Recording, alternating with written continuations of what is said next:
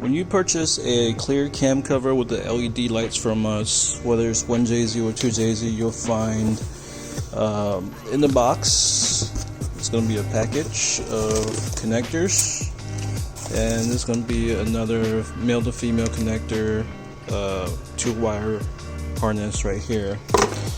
The LED light will be already pre-installed.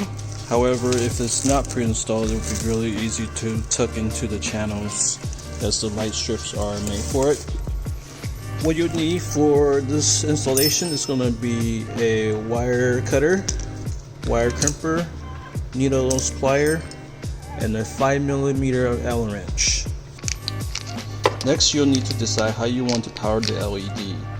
The options that we've provided is to connect to the VVTI solenoid, so it will pulse to the solenoid anytime the motor is started. It will not be lit when the car is off, so it will just stay off. So if that's the case, then you will tap using these P-taps, and you'll crimp these on to the VVTI solenoid wires right here. That's going to be a constant power whenever the ignition is on. So if your car is not started, but your ignition is on, that's going to give it power as soon as you turn the ignition on. And the ground wire is going to pulse whenever the solenoid is activated when the car is started. So you can choose to wire through here, and then whenever the car is actually fired up, then it will actually lit up. If not, you can use the hood pin, or you can wire in a separate switch source to it. So these are very easy to use. All you do is put the wire onto the channel right here, and you just use a needle nose or some kind of plier to crimp it together, and it will penetrate the wire. So then we'll create a plug right here for the red plug to plug into. Right now we'll crimp the red butt connector to the harness that's included right here. To crimp the wire on, you just insert a wire into the connector, and then you will use a crimper tool like this, or some of them have wire stripper and then crimper on the bottom right here. This one doesn't have that, so I'm using a channel lock, and this is what it will look like once it's complete.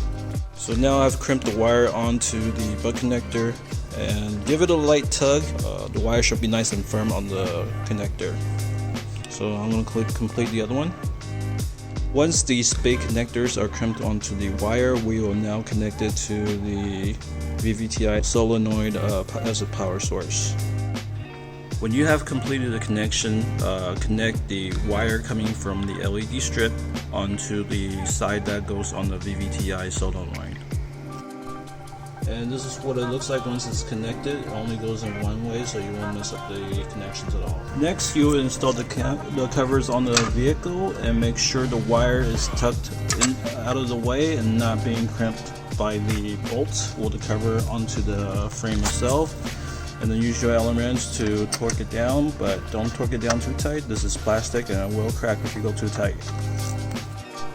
And this is what it looks like when it's powered up.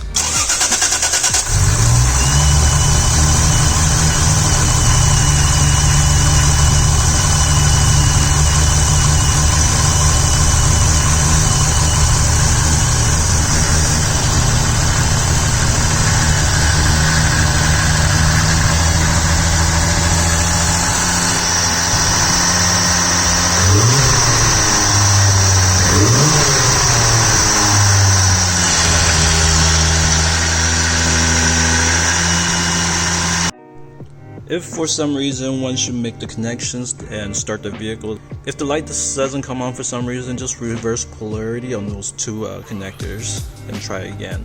Once you are complete and make sure everything is working, you would just tuck the wire in so the connectors are not visible. Since you do have a clear cover now, things are going to be easier to see. So just make sure. You can use a wire loom, something like this, just a wire loom to tuck it in, or you can just use electrical tape and tape it up as well to the existing VVTI loom. Another option you can use is obviously the hood pin right here. There's a wire on most vehicles that go to it. or you can just, like I said, use a switch. You can get creative and just add whatever you think would be a good power source or switch source for it. So if you have any questions, please let us know. Thanks.